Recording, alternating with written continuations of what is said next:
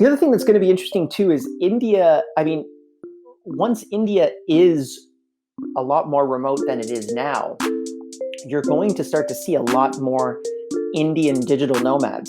Within 36 months, you will have employees from Twitter, Facebook, Google that will all be in your co-working space, guaranteed. Change to work since the Industrial Revolution just in the last 6 months, and no one recognizes how huge of a shift we've currently experienced.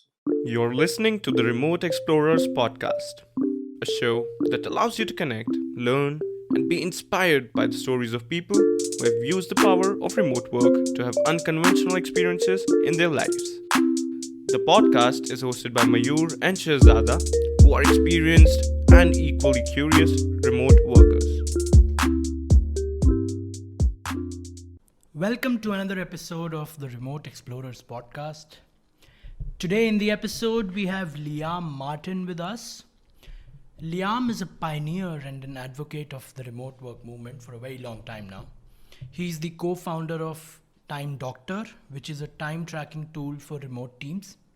He's also been organizing world's largest conference on remote working called Running Remote.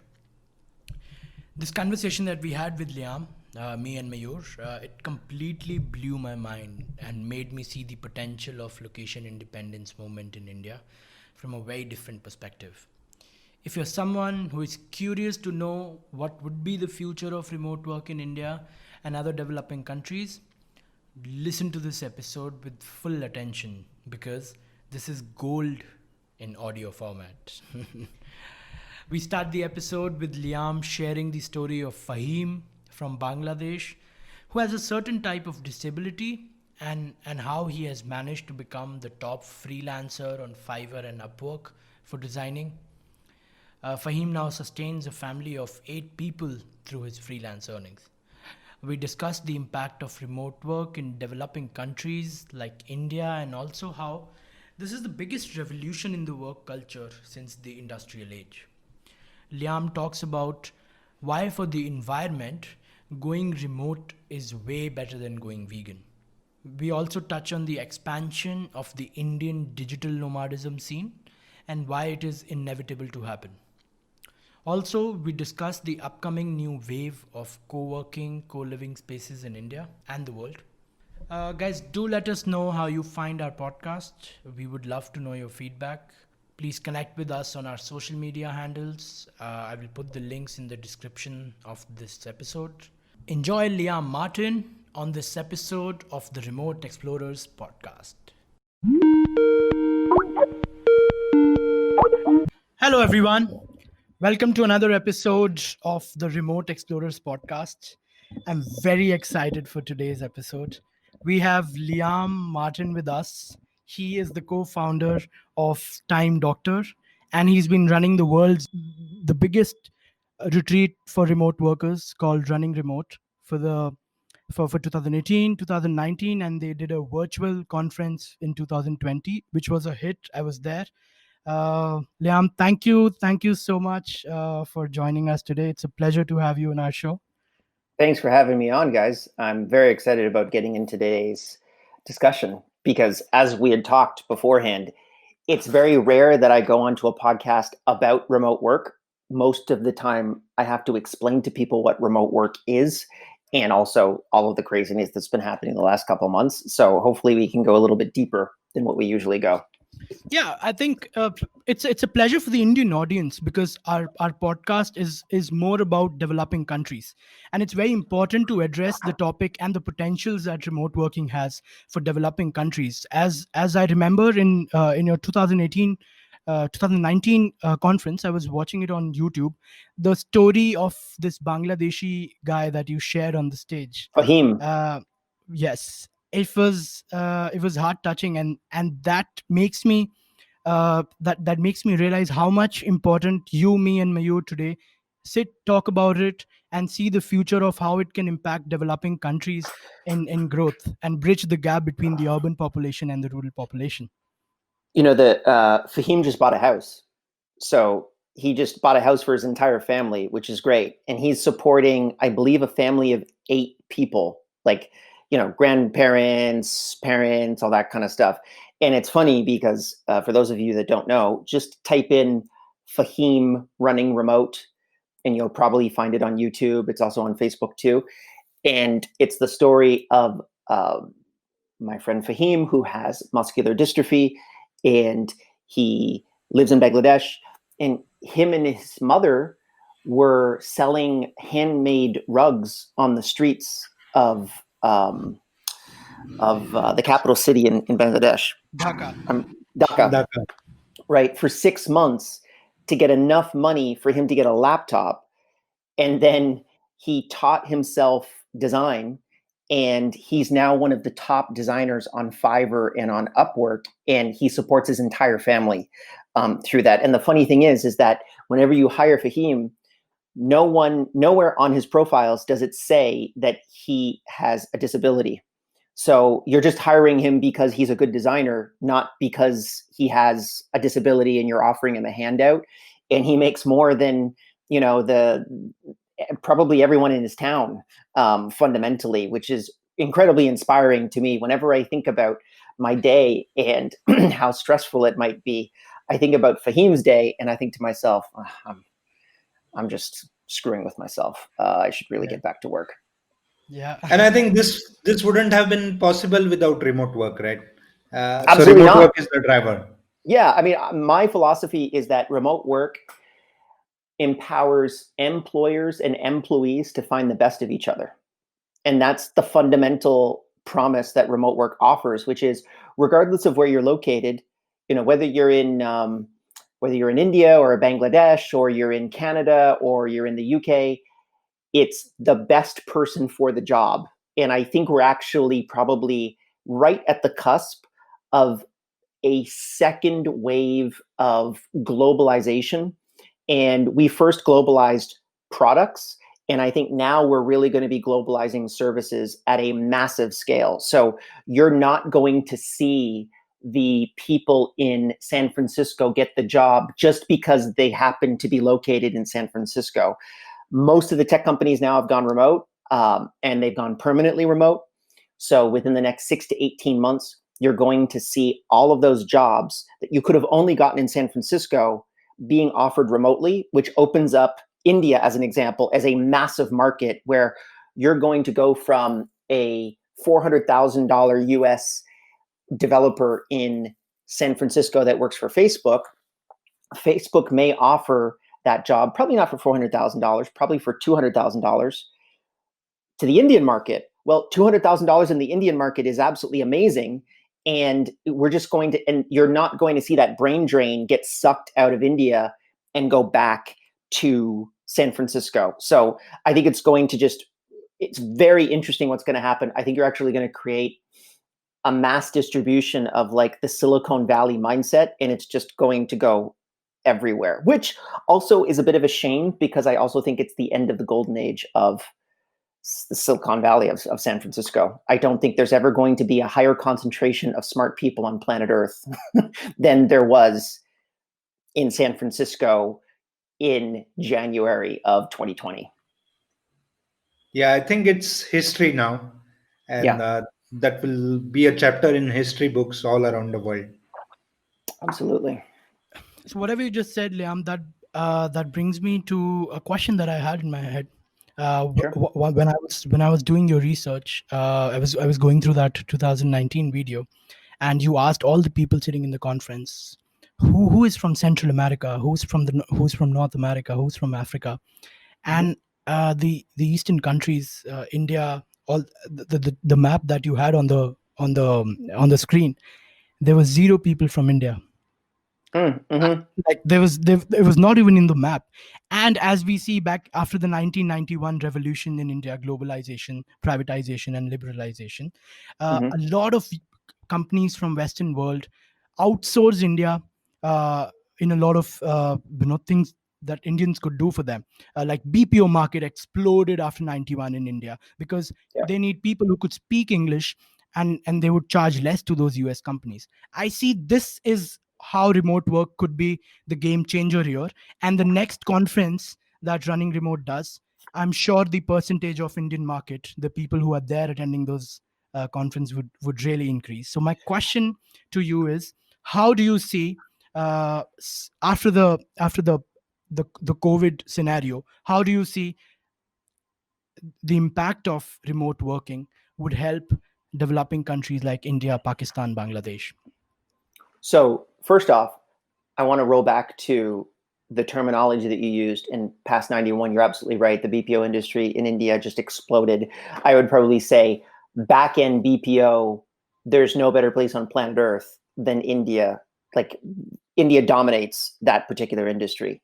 But the terminology that you used is interesting because you're talking about outsourcing. And I actually think outsourcing as a term, we should try to reorganize it or re-understand it, because I actually think it's a little bit racist now. So if I'm in Dhaka, as an example, and I work from home and I'm working on my computer on my laptop, I'm outsourced. But if I take that exact same person and I bring them to Manhattan and I put them in a Starbucks and they're working from the same computer, they're remote, right? There's no differentiator between those two people. It's just their location. And we're starting to see if you're in a Western country, you're remote. And if you're paid more and you're in a Western country, you're remote. If you're paid less and you're in a developing country, you're outsourced. And that just doesn't make any sense. And I don't like that terminology. So I try to kind of grab it and reorganize that term whenever humanly possible. Now, the large implications with regards to India are, I mean, I think this is going to completely revolutionize India's economy. I actually think right now we're probably going to see the largest transfer of wealth from the West to developing countries. Like if you thought 91 was big, I think 91 is going to be like a speed bump in comparison to what you're going to see in the next 36 months. Because all of these large tech companies, they are all adopting remote work en masse. And not only that, large corporate is adopting remote work en masse. Siemens, which is one of the largest companies in the world, a German company, 350,000 employees, just said they're never going back to an office. That labor will then be a global, it's a global labor force. And Indians will be able to compete. Indians located in India will be able to compete on exactly the same playing field as Germans or as Brits or Canadians.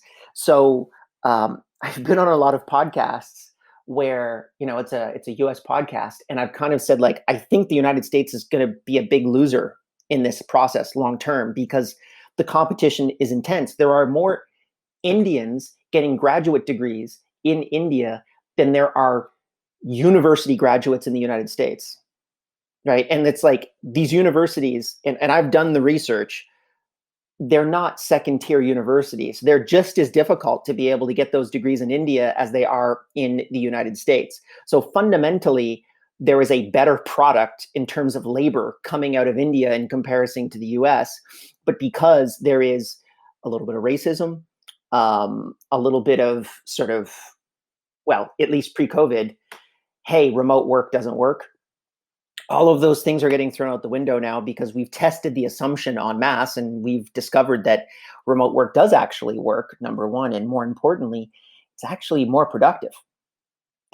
You can get more done in less time with a remote work model, hiring, let's say, people from India versus having everyone in San Francisco, where 30% of your profit and loss statement goes towards rent. Yeah, so interestingly, a lot of Indian companies, which I thought would never go remote, are talking about remote work as a permanent way of working. Even government of India, they have uh, told their employees that even after the pandemic, they'll work remotely for 2 weeks in a year, which is a big jump, because if government is saying that even 2 weeks matter a lot because government is massive.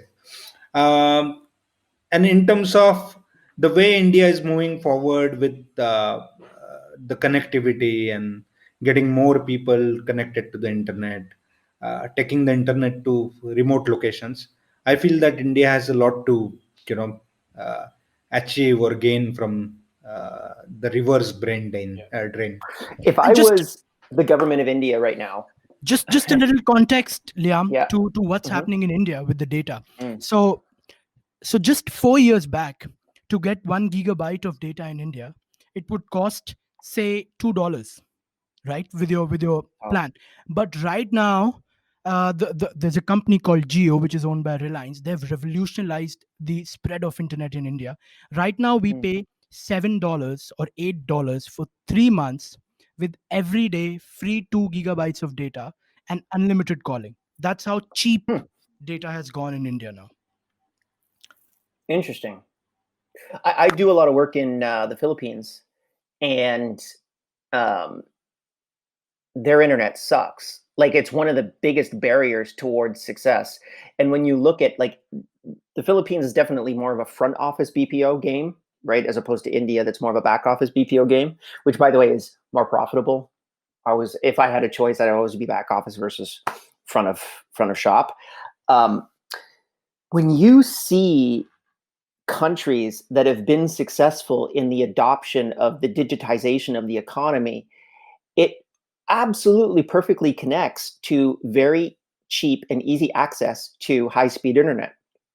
So if I was in control of the Indian government, I would, to a degree, actually federalize um, telecommunications.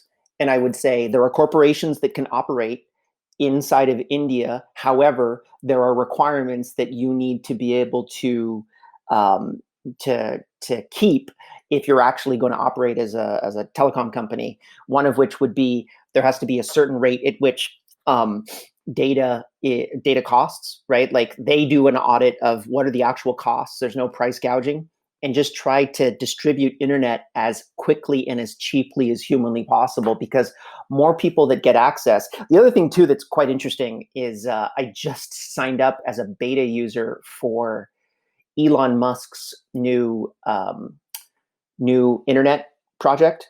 So for anyone that doesn't know, he through SpaceX, he's launching, I think it's 20,000 satellites, low Earth orbit satellites, that are going to provide high-speed internet to everyone through satellite. And it's 500 up, 500 down, with a ping of below 20 milliseconds, which is better than the current internet that I have in Canada, significantly better. And it's going to cost me in Canada $80 per month. And I currently pay $120 per month for my internet access. I believe in developing markets, they're going to try to make it a lot cheaper. But like when you think about that, let's say everyone on planet Earth gets 500 up, 500 down. You're going to be able to be in the middle of the Sahara with a little satellite dish and be able to do 4K Zoom calls with everybody. It's going to be a complete game changer. And I think the local telecom companies are not really recognizing that that's coming down the pipe, and it's coming down very quickly because they already deployed throughout North America and Canada, and they're accepting beta users right now. So I think they're going to complete their project within the next 2 years, in which case everyone on planet Earth will be able to get access to this type of service, which, when you see that, that's going to just open everything up even more, right? Because now, India can jump right ahead of the West, where we have fiber lines that we're laying everywhere. And so does India, obviously, but not to the infrastructure level that Canada has. India can just jump right over that and just say, yeah, okay, well, we're just going to go with satellite, and it's going to work. Yeah. So I think in terms of connectivity, India, government of India is focusing a lot on getting more villages or areas connected, and then the next step is to improve the internet speed. Mhm. So I was just reading a couple of days ago in the news that they are laying out like thousands of kilometers of fiber cables in remote islands, Mm, uh, just to get them connected. And with 5G coming up, things will be even better in terms of connectivity. Uh, absolutely. I remember you mentioned in one of the conferences that it's better to go remote than going vegan. I want you It's to true. talk a little about that. A better carbon footprint. You save more carbon. That's it. Yeah. So I measure my environmental impact by carbon. I just had my first child, 5 weeks old, and one of my biggest kind of thoughts that went through my mind with regards to having children was, what is the carbon footprint of that child, right? If we all want to be responsible human beings and try to make sure that we are at least kind of deadening the curve of climate change, you have to think about those types of things. So when I was running the calculations, and I actually did it just directly, there are carbon calculators that you can run. And I basically said, okay, well, I don't need a second car. So I got rid of my second car. And then in this carbon calculator, it had the cost of heating and basically like heating and cooling an office, right? Because a lot of people, like, even if it's 3 o'clock in the morning, you still got to heat and cool the office that you go to only from 9 to 5. And you're also heating and cooling your home, which you're not in from 9 to 5. So it's kind of an interesting, stupid model. And it's about, if I remember correctly, the amount of carbon that you save is, I think it's 60% better than going vegan, if I remember correctly, per year, right? So, for those that want to sit down to a big, chicken dinner or something like that, and you feel uncomfortable ethically about it, go remote. It's going to be definitely a much better saving from a carbon perspective. And especially in a developing country like India, where there are 1.3 billion people, it's surprising to see that carbon footprint conversation is not a mainstream conversation here in the corporate culture. The big corporations are not really talking about it, like they are a little shy about it. So I was reading one of the data which said most of the pollution that is caused in India is because of the top 100 companies. So if those 100 companies go remote, there'll be a lot less carbon footprint. Especially in the south for India, right? Like, if you look at southern India, a lot of southern India is going to go if all of the projections are true and water levels go up by 20 feet. Southern India is in very, very big trouble. So anything that India could do to be able to reduce that, I completely agree with you. The problem is, like, it's a classic tragedy of the commons argument, which is a philosophical argument that there's a common good, right, which is our environment, and there's no cost to me as an individual damaging that environment, right? There's no cost associated with that because it's not an automatic feedback loop. But unfortunately, it actually does. If everyone does it, right, the tragedy of the commons, the common land being taken, eventually everyone is going to destroy it, which, to me, I mean, this isn't really about remote work, but I think there has to be a mechanism for us to price out carbon in some context to be able to make sure that we're managing that properly. Because, in my opinion, we're definitely on a trajectory that's going to be very bad within the next 50 years. Just yesterday or this week sometime, they announced that there was a new warmest temperature ever recorded on planet Earth, which was, I believe, 58.4 degrees Celsius. I mean, it's getting pretty bad. And even up in Canada, we're feeling the effects much more than people that are closer to the center of the planet, simply because there's more variation in temperature. And we've seen, just up in here in Canada, the maple syrup season, which is a major part of our economy, has moved 1 month in the past 20 years. So the maple syrup runs 1 month earlier than what it did 20 years ago. And we've never seen that before. It's unprecedented. So there's really weird things happening to the planet. And I think if we're not thinking about this up front, it could be a major issue. And remote work could be absolutely one of those tools that could move us approximately about 30% in the right direction, which is not all the way, right? There's still a major part that large corporations need to be able to handle. There's another company that I've been looking at investing in that is really looking at new and innovative ways of processing cement, which is actually one of the largest carbon footprint costs on the planet, which you wouldn't think is necessarily a big issue, but it actually is. That's where I believe 12% of all carbon is processed. It's just literally making cement. So there are these little fundamental things that we need to solve, and it's not as complicated as you would think, but because the people that have most of the power on planet Earth, and those are the people that, like, I can't even get into that room with those 1,000 people that are the most powerful people on planet Earth, right? Like, my friends that are much wealthier than me, they may be able to get into that room, but I haven't even been able to get into that room yet. Those are the people that are in control of everything, and they could actually change things, but they don't want to because they've got a really good situation set up right now, which is maybe a little bit conspiratorial, but definitely true. So one benefit of remote work that I can foresee is, when it's winter in Canada, go to Mexico and save the heating costs.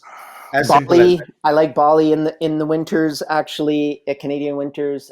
Costa Rica is really good. Mexico is really good. I like to go to Barcelona as well, even though it's a little bit cold. It is still nice enough. I've never been to Goa. Actually, our company retreat was supposed to be in Goa when, Oh, wow. but it got canceled by COVID, which was really unfortunate. So it's been on my list for a while. I want to go down and check it out, but yeah, I mean, there's so many places that you can travel to. And the other thing that's going to be interesting too is India. I mean, once India is a lot more remote than it is now, you're going to start to see a lot more Indian digital nomads. I think it's an inevitability, particularly, I mean, one of the big barriers is obviously making sure that those passports are really great and you can just go anywhere without actually applying for a visa. But it's going to start to happen. I think within the next 36 months, co-working spaces and co-living spaces are going to 10x. So much so that I'm buying a co-working space right now because they're so cheap. But if you can just cash flow them to the point in which COVID is over and the vaccine happens, conservatively, there are probably 500,000 people that make more than $100,000 a year that are now allowed to work remotely. And why would I stay in San Francisco or New York or Chicago or London or Toronto when I can go to Goa and live in a huge villa, right, for what was the price of a one-bedroom apartment in Toronto, as an example? Yeah, so Liam, you mentioned about more Indian digital nomads coming into picture. Mm-hmm. So interestingly, so I run a co-living place in Goa Mm-hmm. called Nomad Now. Before the lockdowns and before COVID hit us, 90% of my members were foreigners Mm-hmm. because Indian digital nomad as a class was very niche. Uh, and then now, after the lockdowns are over, my place is full of Indians Mm, who are digital nomads, first time digital nomads, and experiencing this lifestyle. And I think it's just going to grow. that's really Uh, cool. Yeah, no, I think that you're absolutely right. I mean, uh, when you see the in 36 months, mark it in your calendar, 36 months from now, you're going to see a complete reorganization of the labor market. You're going to see a whole bunch of Indians that are going to get access to jobs that they would have never thought possible 36 months ago. You're going to see a whole bunch of Indians that are becoming digital nomads because they have the money to be able to do it. They have that extra disposable income. And you're also probably going to see small ecosystems being set up throughout India just based off of this top tier talent that used to go to San Francisco that is now staying in India. An interesting fact that someone gave me that I have to confirm, but I think it's true. 53% of tech companies in San Francisco that have more than 1,000 employees are immigrants. So they were 53% of tech companies that have 1,000 or more employees. Those tech companies imported 53% of their labor force to San Francisco. That's not happening anymore, right? Those people are going to be staying where they're located, and they're going to be paid way more money than what they were going to be able to get in their own local market, but then they'll be able to inject that knowledge and that money back into the local economy. So I'm very excited about what's going to be happening in the next 36 months. Yeah, exactly. I'm just excited about what the future holds. In fact, we are also using remote work to, drive some social change. So Shehzada, I, and some other team members, we are working on a project called Program Panchayat. Mm-hmm. So the idea is there are people working remotely; they can base themselves anywhere. So why should not they go to a village, spend 40 hours a week working, 10 hours a week educating the villagers on latest technology, or doing mobile payments, or Mm-hmm. using social media effectively, and then also spend 10 hours a week learning farming from them, or learning sustainable ways of living from them. Oh, very cool. So the idea is to bridge the urban rural gap, and make villages future ready, make the cities more sustainable. Mm. I would probably say, and I have never been to India myself, but from what I've heard from people that do live in India, the cities are very tight, right? Like it's very, very dense. And you'll see that same, if I can have high speed internet and be in a village of 2,000 people and live in a really nice home there, done. Like, sign me up. I do not want to be in a city of 5 million, 10 million people where I have a 500 square foot, postage stamp. Even just in terms of working, right? Like, it's going to be very, very difficult. We have some team members that are located in India, and we've been, one of the requirements that we have is you have to have a separate space to work that you can like close the door, because we think that's absolutely critical towards success in remote work. And it's so much more expensive, right? In those major cities versus villages, especially if you can get high speed internet out there, it's going to be killer. No one will want to go back to the old model. Remote working could be used as a very nice bridge, because there's a lot of gap between the rural population and the urban population. There are people whose average salary may be $200 a month, living in a big city, Mm-hmm. driving a rickshaw, and that person is living in a city, eating in a city, have those expenses. So but his family is living in a rural village. Their family income might be $100 a month. And if he Mm. goes right now, for a family member of a person who's earning 100,000 for $100 for the whole month, he needs to go to a city, spend a lot of money on education in a physical college just before 2020, and he then apply for jobs and then be able to go from $100 a month to say $400 a month. But now the Mm. scenario is changed. You can get the best education from across the world from your laptop, and you can get a job in the best paying corporations in the world, sitting in the village that you are, only if you have the right infrastructure, internet, for that matter. And I think everyone has the same internet. Everyone has access to the same internet. It's just a matter of how you are exposed to using it properly, and that will drive the change. That's one of those things that I find hilarious. Is you're right, everyone has the same internet. I remember back in the 90s, everyone was talking about how the internet is just like, the internet is going to completely revolutionize education, and we're going to have all of these fantastic academic pursuits that we're going to apply for internet. And the vast majority of the internet is Netflix and cat memes and porn right now, versus like actual, right, real work. And so I think the infrastructure play is the one that's just so important. Get the internet in there, even if it's not used for the intent that it should be used for, theoretically. Once you deploy it, you're going to see money out of all of those particular areas. So, I mean, the average BPO worker in India What do they make per month, would you say? I think 300 to 300 to 500, 400. 300 to Yeah. 400. Yeah. So to me, right, if I'm a worker in the, in a rural area, and let's say it's 300 to 400 in the city, but literally just put me rural, let me work in my rural area and pay me 200, that's still double what I'm getting paid in my own local village. I mean, that's going to be a revolution in itself, because that talent is there, right? Like, the talent is available.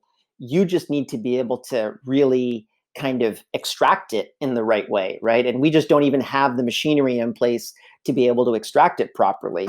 And remote work has absolutely been, it's kind of almost been like the genie's out of the bottle at this point. I'm getting so many people that are coming to me saying, yeah, it looks like they're just as productive, if not more productive than they were before. And so I actually think it's like a push-pull. So I think on one end, the employer is going to say, well, everyone was just as productive as they were before. 30% of my profit and loss statement is going towards an office right now. Why would I pay that 30%? I can put that 30% into user acquisition, or literally into my own pocket, fundamentally, at least for the short term. On the other side, the bottom up approach, the employee that just spent 6 months to probably 12 months working remotely, that's now being asked to be brought back inside of the office, they're going to say, well, weren't my numbers solid when I was working from home? You already told me that my numbers were good. We just got 4 quarters of really good numbers. Why do I need to go back to an office? My life was a lot easier when I was, at home, and now it's even easier because COVID is over. So I can get childcare for my kids. I can do the things that, I love the terminology work from home, because it's not remote work. Like, work from home is, there's a scary virus outside that's going to kill me. So I can't go to a coffee shop or a co-working or co-living space, anything like that. But once we get a vaccine and it's distributed, it's going to be a complete game changer, because all of those people are going to actually feel the real remote work, which is the ability to just kind of, I see a future in India where a small town of 10,000 people can have a couple co-working spaces in it. And maybe they're even co-working spaces that are actually like corporate co-working spaces, like a large BPO just sets up a small office of, let's say, 30 people, 30 spots. And then you just walk 10 minutes to work every day, as opposed to commuting in an hour and a half. That's a much better version of the future for me. It's better for workers. It's better for employers, right? It's cheaper for employers. It's a higher level of kind of life satisfaction for employees. And But it better could go for the planet. Better for planet. Oh yeah, well, and we don't end up underwater within the next 50 years, which I'm very concerned about, because in Canada, as I said before, it freaks people out when the maple syrup runs a month early.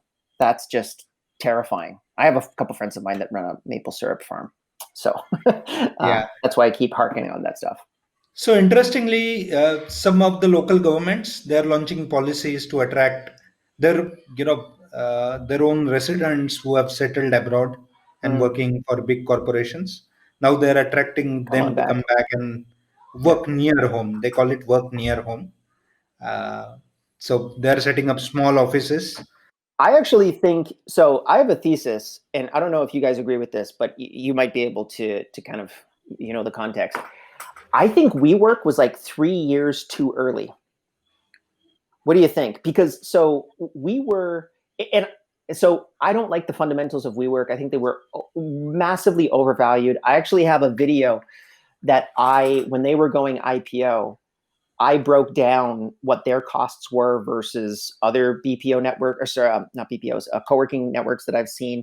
And I was like, listen, in reality, this company's worth like $3 billion, and they were IPOing at 40. Yeah, Right? Which was exactly. I mean, IWG was at the similar scale. exactly. That's one of the exact company that I compared to, right? So I was looking at the context there, and I was like, it makes no sense.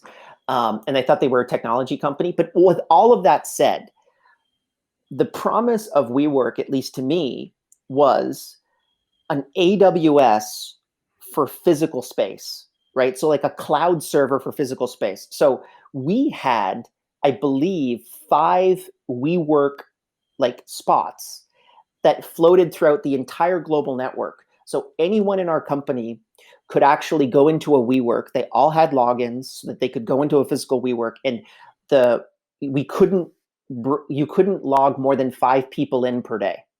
So you could go to any location on planet Earth. That is a business model that is totally going to blow up post-COVID. There's going to be a model, there's going to be a winner takes all type of model where it's like, I'm the McDonald's of co-working, and you can go in, you can get good internet, you can have a relatively easy place to work, you can have a quiet place to work, and there's going to be one of those in every major city on planet Earth. It doesn't currently exist right now, like, because WeWork obviously was a complete disaster, and it should have, like, it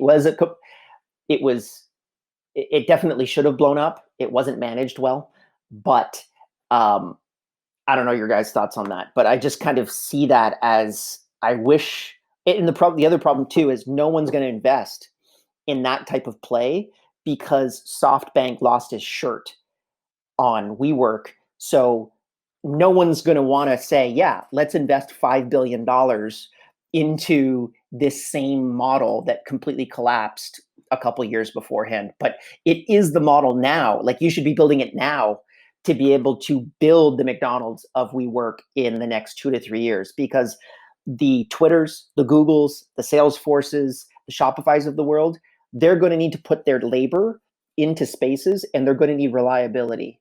Knowing, I know if I go into, co-working space X, I will get this level of internet. They will be able to have a phone call that's quiet, right? Like, these are requirements that I have as a remote employer. And if I want my team to go nomadic, or if I allow my team to go nomadic, I need that type of infrastructure. But I keep thinking about that. I think about that almost once a day, which is like, that is a Google level idea that someone will do, and I don't know who's going to do it. Yeah, if you invest money in me, I will do it. Okay. Yeah, I mean, if you can convince somebody to invest $1 billion in you, I will put in $100,000, no problem, because I want a piece of that for sure. Like, there's going to be a company that does that, and I don't know who it is right now, because I can't even understand where that ecosystem exists. I don't know if you guys know Hubud, Steve, Yeah. who runs. Yeah. So, I mean, I was telling Steve this, and I think he's aligned on, me and him have the same perspective. I was trying to convince Steve to do it, but he's not interested in doing something like that. But it'll be somebody for sure. Yeah. I have a slightly different take on that. Okay. I feel that the future is smaller communities, independent communities, Hmm. and maybe there would be an aggregator who would make sure that the experience is managed well. What For about Croissant? Is it Croissant? There's a uh, couple apps right now that are literally like app aggregators of co-working spaces. Yeah, Croissant. yeah, So, like, I'm seeing right now there's all of these co-working spaces, and you can just buy a discounted seat for the day on the yeah, app, right? And you have a membership to it. That's an interesting play. There's a couple other companies in the space that are doing that, but I think fundamentally, I don't know. I think so, because, not to necessarily go too deep on co-working and co-living, the margins are actually relatively thin. That's one of the major reasons why WeWork collapsed, is they assumed that they were a technology company, and that they were able to put, for some reason, twice the amount of the people in the same square footage, which, like, their only explanation, if you read their IPO docs, is because of technology, we'll be able to put we'll be able to charge twice as much per square foot, which just doesn't make any sense. Like, they were going to use some type of advanced scheduling AI so that you could put people in the same space at the same time, but it was complete vaporware. There is such a small margin on co-working and co-living that there would probably, maybe an aggregator is the way to go, but either an aggregator or some other company, almost like a Google, that knows I want to own the attention of that entire ecosystem. So I'll buy it at a loss, almost like an Android play, where I know I now have the eyeballs of 100 million workers. And at any point, actually, a company like LinkedIn, probably, that's an example of a company that would probably just build a whole bunch of co-working spaces just to do it. Just a little off track. Do you think Yeah. it's a good idea to create another big corporation like Amazon, Facebook, Google, and I mean, well, it will. Is it a good idea? I don't know.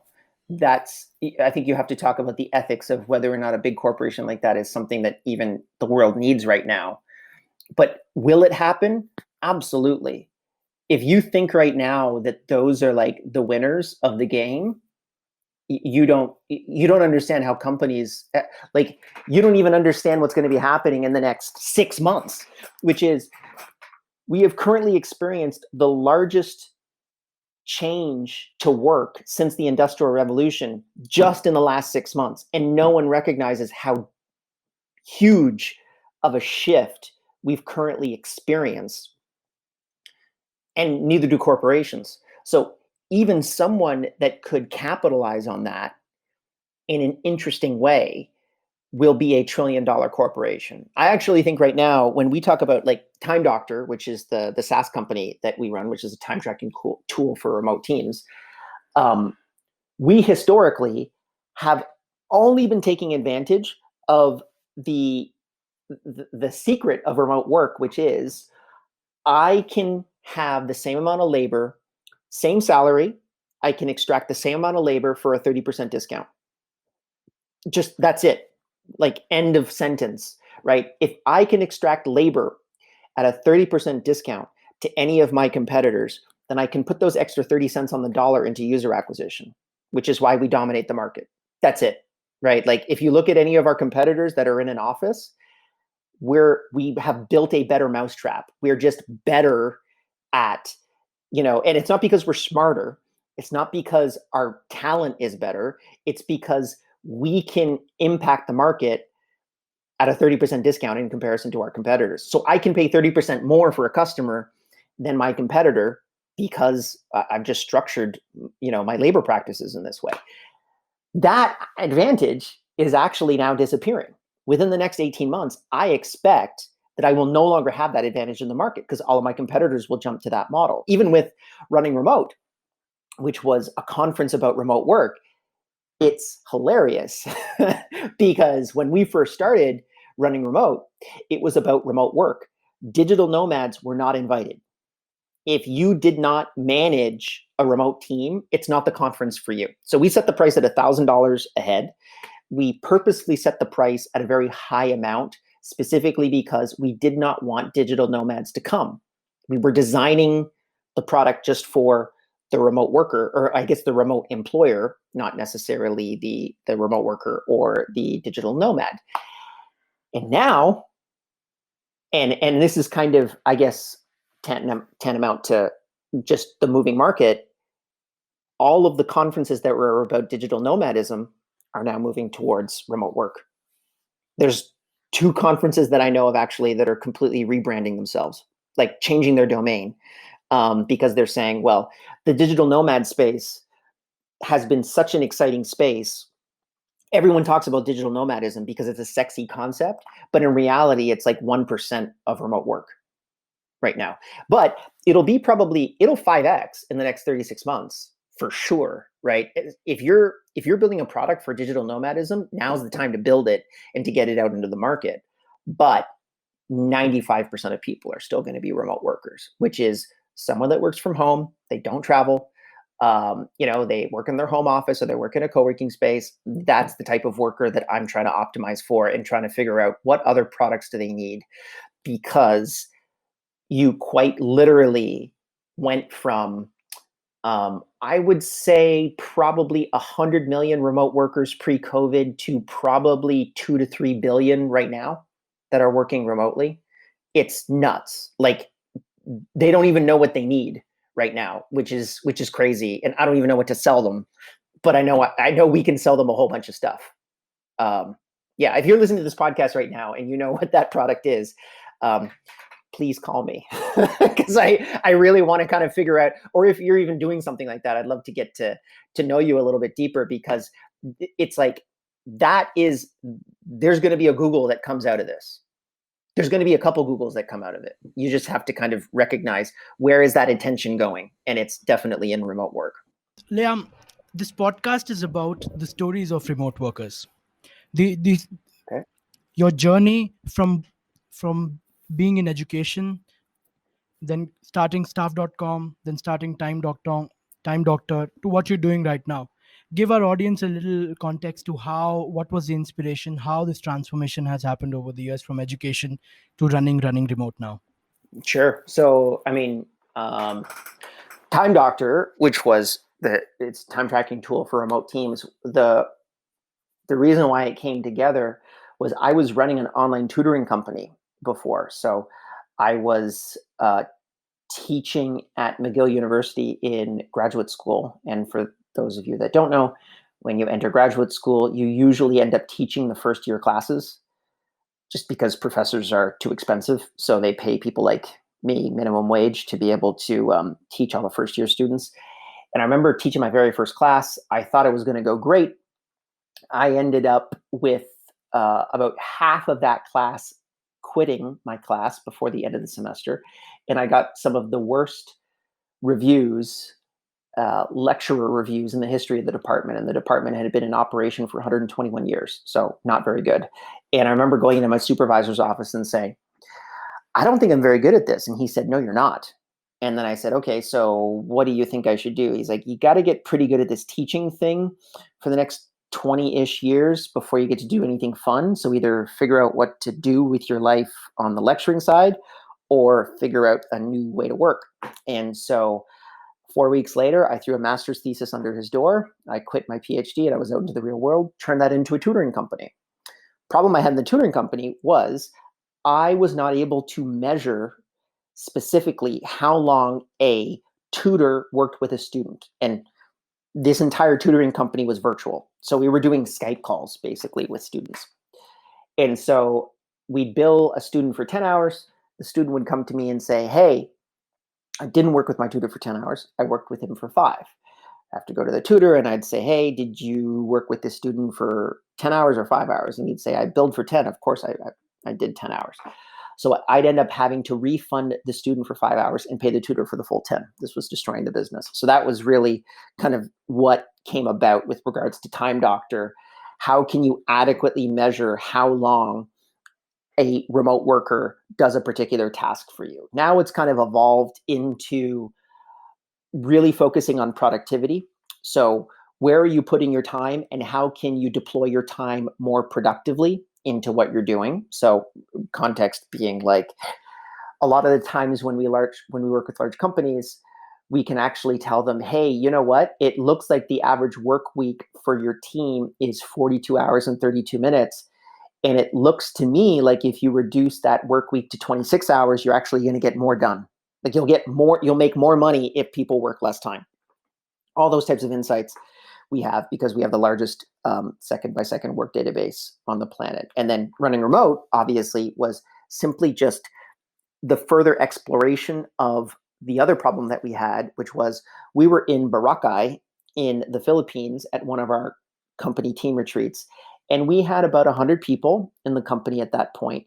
And we were trying to figure out how to get to 200 people, 300 people, 400 people. So we started Googling stuff on like how to build large remote teams. And there was almost nothing there back in 2016, 2017. Like we're talking nothing. There was like how to hire a virtual assistant, how to outsource, but there was nothing about building a remote team, remote culture. And I knew that there were companies that were doing remote culture very well, but they were very small. And so we thought, well, let's just do a conference on this. And going back to the discussion that we had previously, no one had really done a conference on remote work. A whole bunch of people had done conferences on digital nomadism, but digital nomadism is more like travel hacking, which locations are the coolest. That's the kind of subject matter that you would learn at a digital nomad conference, not how do you scale from 0 to 3,000 remote support reps in 2 years, as an example. Like what's the journey look like for that? And so we said to ourselves, well, we really want to learn that. We don't know whether others want to learn that, but we know we really want to learn that. So it was a ready, fire, aim philosophy where we just said, let's just get a venue for $100,000 and let's get some of my friends that are connected to remote work to come and speak at the event. And worst case scenario, if no one comes, we'll at least learn something. And so we ended up having about 500 people come to the last one. A little over 500 people actually came to the last one. So good group, good community. The one in Austin was going to be 1,000 people, which was going to be very exciting. And I think that once we restart again, we'll probably be able to have 10,000 people come to an event like this. Again, my thesis is let's educate people as much as possible, and then hopefully they will be happy enough that they'll be willing to pay for the physical event. But yeah, I mean, that's my story from beginning to end. And fundamentally through that entire vein, it's remote work, right? So our mission statement as a company is we want to empower people to work remotely. We want to proliferate remote work. So that comes to a time tracking tool like Time Doctor, a conference like Running Remote, or me wanting to buy a co-working space. It all feeds into that same thesis. Because a lot of Indian companies are going remote for the first time. Yep. They're still figuring out how to deal with this. So what are the 3 things you would advise to companies going remote for the first time? So first thing is communication. Communication happens on purpose in remote teams. There is no serendipitous conversations that occurs inside of remote teams. And this is a big thing for on-premise companies, which is what we call physically located companies that are all inside of an office, to understand. So there's no coffee shop or coffee pot talk or water cooler talk or anything like that. So you have to schedule everything, and your communication has to be very, very precise. So documentation has to be very precise. If you're in a remote team, generally asynchronous forms of communication are going to be a lot more effective than synchronous forms of communication. Like right now, we're actually seeing our videos on this tool that we're using, Squadcast, and you're listening to us on a podcast. But right now we're communicating synchronously, and you're listening to this podcast asynchronously, meaning you can choose when to consume this content or this information, as opposed to synchronously, where you'd have to be on live to be able to consume the content. So that's the first one, is communication on purpose. Get your communication solid. Learn how to write emails properly. Learn how to kind of communicate asynchronously. The second thing is process documentation, which is a lot more boring, but absolutely critical towards the success of any company that's more than 50 employees that's remote right now. Almost has to have some form of process documentation in place. Otherwise, they will not succeed. So what does that mean? Well, it's taking all of the information that you have, writing it down, refining it, digitizing it, and putting it into some type of cloud infrastructure, right? So there's a paid tool called Trainual, which is pretty good, trainual.com. You can check that out. There's, you can even just start with Google Docs, which is essentially free, which is a cloud account. So you just put all of your information in Google Docs and then put it in a Google Drive. One of the other ones that I would suggest you check out is gitlab.com/handbook. And that is all of GitLab's remote process documents. And it's completely open source. I think it's 3,200 pages. And they talk about absolutely everything under the sun connected to remote work. So you can take that information, and Dimitri, who's the co-founder and CTO of the company, encourages people to steal it. So literally grab it, steal it, start your own GitLab repo, and just put all your documentation up there, and then just edit it for your own, processes. So the reason why process documentation is so important is because people work virtually. So when you are in person, you can explain things to people in a much easier way than when someone is virtual, right? So you can't do it synchronously. So you need to be able to communicate that information asynchronously, which is basically process documentation. So we have in the company absolutely everything you could possibly think of is documented. We even have how you sign your emails as a process document, because one of our team members is quite religious and put a Bible verse in her signature. And we had someone who was an atheist that got very angry at us because there was a Bible verse and he felt like it was infringing his rights. So now we have processes for all of those types of things. The third thing that I would probably touch on, I mean, number 1 and 2 are absolutely the most important things that you can do. I'd probably say the third one is just get your tools in place, right? Get your stack, your remote tech stack all set up. So where do you record this information? All these processes. Do you use a tool like Trainual, Google Docs? Do you communicate through email primarily? Do you communicate through Zoom? Do you communicate through Skype? Where are those pieces? Do you communicate through Slack? And for anyone that knows remote teams, they probably know all those tools. But I like to think about the remote work stack in the hierarchy of communication that exists inside of remote teams. So to me, in-person beats video, video beats audio, audio beats instant messaging, and instant messaging beats email. So as you move up the track, you become more synchronous. As you move down the track, you become more asynchronous. And all of those pieces of information or that way of communicating has a place, but it is entirely should be supported through your technology stack. So as an example, if I have more than 10 messages that go back and forth on Slack and we're not figuring something out, I click the button on Slack to be able to set up a Zoom call, and everyone is pushed towards a Zoom call very quickly and easily so that we can spend 2 minutes not getting bothered anymore and back into flow state and discuss that issue and say, okay, well, what is the actual problem? Let's solve it. Let's sit down and figure out what we need to do next. Okay, we figured out a solution. Great. Go back to the Slack channel and then actually write down what our solution was from that call.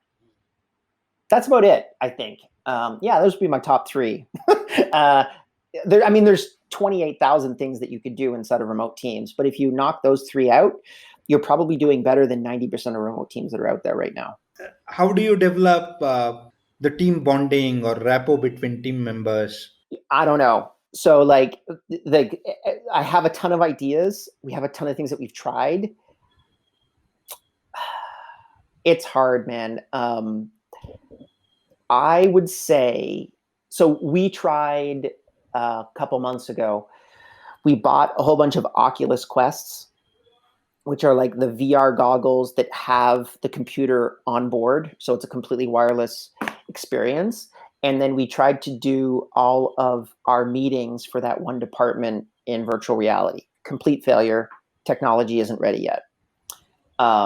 We do video game afternoons every week. So each department will kind of just play video games. And the only requirement that we have is there's some type of audio link that happens while they're playing those games. So that you can play Counter-Strike, you can play a strategy game, whatever you want, as long as people are talking. We have monthly AMAs. So I just did the last one last night at about 7:00 in the morning, which is an Ask Me Anything. So me and my co-founder, Rob, we jump on, and if you have any questions, we answer them during that AMA. Try to get, we also obviously do company retreats every year when COVID isn't happening.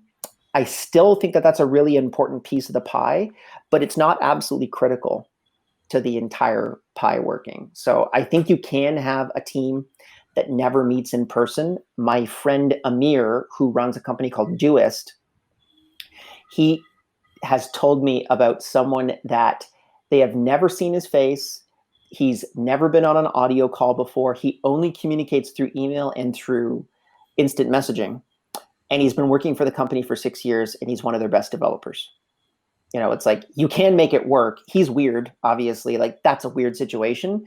But those types of things can work inside of remote teams, and the culture is clear. You just need to be able to optimize for the way that those workers want to engage with with who you are. And I think also too, it's important to communicate in your culture, not just like what we stand for, but what hill we'll die on. So I think about it not as like what, oh yeah, we believe in this mission. It's like anyone can say that, but we have a whole bunch of things that we will not do, which people have asked us to do, which we would have made a lot more money on, but it goes against the mission of the company, right? Like features that are specifically designed for on-premise office work, we don't do because we're a tool for remote work. So we optimize for remote work. There's plenty of other tools on the market that you can go to that are competitors of ours that are going to do a better job. We're just not about that. We're about remote work. Those are the types of things that you need to communicate very clearly to everyone that works inside of the company so that they know what they're on board for, and you just don't screw it up. And then if you do something that goes against the mission statement of the company, you do a course correction very quickly, and a lot of those can be quite painful. We ended up having someone on our team make a really bad move and this person was really good at their job, but it resulted in the mission statement of the company being damaged, and we had to let that person go. And it was actually one of the worst, like it made no sense economically for us to do it, but because it goes against what we stand for as a company, we had to let that person go. And those are really hard decisions to make in the short term, but they absolutely produce dividends in the long term because the people in the company know at least what you stand for. That was way too long, but that's my general answer. We are glad that you are here with us today. Thank you so much for joining us. Mayur. Thanks, Liam. Yeah. It was really wonderful. I'm sure a lot of companies, a lot of managers listening to this, they'll be inspired to manage their teams in a different way and look at remote work not as a replacement of office, but as a whole new way of working. So thank you very much for that. Thanks for having me, guys. It's very rare that I get to talk deeply about remote work, so I appreciate it. And I think I made a couple kind of projections. 36 months from now, XYZ is going to happen. Why don't you have me back in 3 years, and then we can see whether or not all of my theories actually work their way out. I'm sure we'll meet in Goa before that. Nomadgav is waiting for you. For sure. So, yeah. Thanks a lot, guys. I appreciate it. Yeah. It had a ton of fun. Thank you. Yeah. Thank you, Liam. Thank you, Thank Mayur. you. This is Remote Yeah. Explorers, where we listen to stories of people who have used the power of remote work to have larger impact in their own lives and the lives of others.